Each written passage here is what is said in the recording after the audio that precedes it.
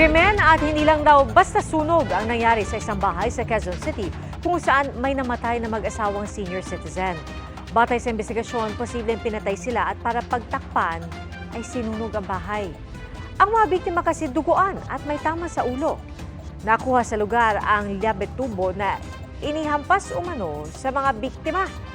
Suspect ang kasabahay nilang natunton ng mga tanod habang paalis. Nakita sa dala niya maleta ang 100,000 pesos na cash, mga alahas at ice pick na posible ring ebidensya.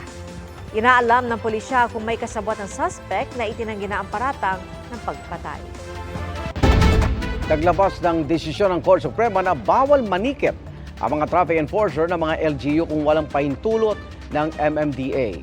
Pero paliwanag ng MMDA, pwede pang iapila ang desisyon. Saksi si Mark Salazar. Ipinakita ng MMDA ang desisyon ng Korte Suprema na bawalan ang mga traffic enforcer ng mga lokal na pamahalaan na manghuli, manikit at mangumpiska ng lisensya nang walang pahintulot ng MMDA. Pagkilala raw ito sa kapangyarihan ng MMDA magpatupad ng iisang traffic regulation sa Metro Manila, tulad ng single ticketing system. In effect, binaliktad na po yung earlier decision na nagsasabi na kami ay walang legislative powers. So, sinasabi po ng Korte Suprema dito sa desisyon na ito na meron insofar as traffic regulations are concerned. Gayunman, hindi raw agad maipatutupad ang desisyon dahil pwede raw itong iapila. Kaya sa ngayon, pwede pang manghuli ang local enforcers. Kung kayo po ay huhulihin ng mga local traffic enforcers, wag po tayo makipagtalo at i-argue na sabi ng Korte Suprema. Sa maraming kalsada, body-body ang enforcers ng MMDA at LGU sa pagmando ng traffic. Dahil sa utos ng Korte Suprema na MMDA ang magde-deputize sa mga local enforcers, papayag ba ang LGUs na boss ng enforcers nila ang MMDA? Tulad yan, kanino ba mapupunta yung huli? Diba? Diba? Kasama yan eh. O, yung deputization, paano? Proseso. Diba? Yung mga ganon. O paano pag nagkamali sila? Sino magre-resolve ng mga complaints? Isa pa, sa bawat 5 enforcers na makikita mo, isa lang ang sa MMDA. Kaya LGUs talaga ang may puwersang magpatupad ng batas trapiko. Kaya nga raw hindi nila sinakop lahat sa single ticketing system at 20 common violations lang ang isinama.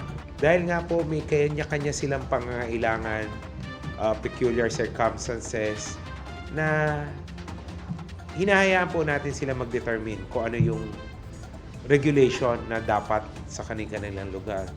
Masalimuot ang relasyon ng MMDA sa LGUs dahil ang mga mayor din sa Metro Manila Council ang nagbababa ng mga pulisiya ng MMDA.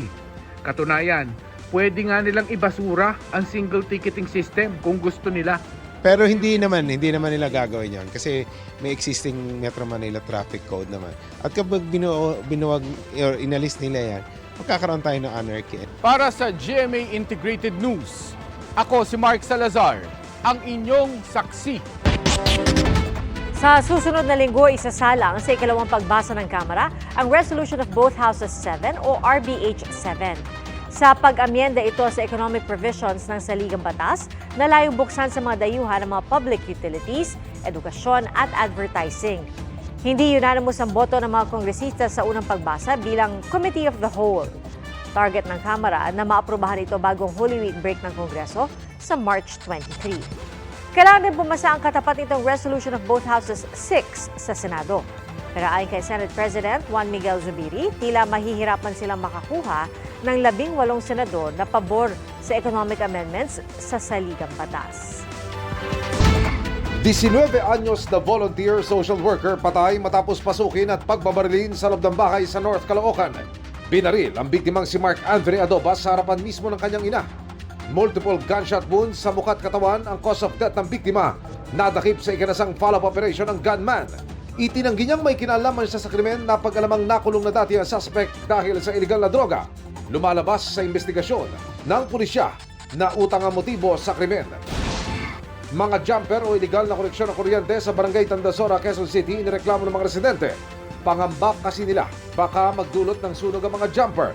Pinuntahan ng Meralco ang lugar pero tila nakatunog ang mga naka-jumper kaya hindi naabutan ng mga illegal na koneksyon. Pinutol na lang ng Meralco ang kable sa empty meter base para hindi makabitan ng jumper. Sabi ng Meralco, bukod sa malaking perwisyo, may batas laban sa electricity pilferage o pagnanakaw na may multang 20,000 pesos at kulong na aabot ng 12 taon. Para sa GMA Integrated News, Emil Sumangil ang inyo, saksi. Nadagdagan po ang mga Kapuso stars at personalities na nabigyan ng bituin sa Eastwood City Walk of Fame. At saksi, si Katati Bayan. Binigyan ng bituin sa 18th edition ng Eastwood City Walk of Fame ceremony sina Miss Universe Philippines 2023 Top 10 finalists at Sparkle star Michelle D. Pulang araw star Sanya Lopez, abot kamay na pangarap star Richard Yap at Sparkle GMA Artist Center consultant Johnny Manahan o mas kilalang si Mr. M. Pinarakalan din sila GMA Integrated News showbiz reporter Lars Santiago at DZBB anchor Joel Reyes-Zubel na nag-iisang awardee sa radio category. Maging si GMA Chairman Attorney Felipe L. Gozon, may bituin na rin. I am very, very proud and privileged to have this Walk of Fame sidewalk tonight. Full support sa kanila sina GMA President and CEO Gilberto Duave Jr. at Senior Vice President Attorney Annette Gozon Valdez. Congratulations to everyone and sana maging inspiration kayo sa lahat ng tao sa industriya. Ilan pa ang kinilala sa larangan ng pelikula, teatro at musika. Si Kuya Germs o Herman Moreno nagtatag ng Walk of Fame noong 2005 na layuning bigyang parangal ang iba't ibang personalities sa news, entertainment at iba pang larangan. Bukod sa induction ceremony, nag-alay din ng mga bulaklak at nagtirik ng kandila para sa bituin ng yumaong multi-awarded actress na si Jacqueline Jose. Para sa GMA Integrated News, Katati Bayan ang inyong saksi. Mga Kapuso, sama-sama tayong maging saksi. Mag-subscribe sa GMA Integrated News sa YouTube at para sa mga Kapuso abroad, samahan niyo kami sa GMA Pinoy TV at sa www.gmanews.tv.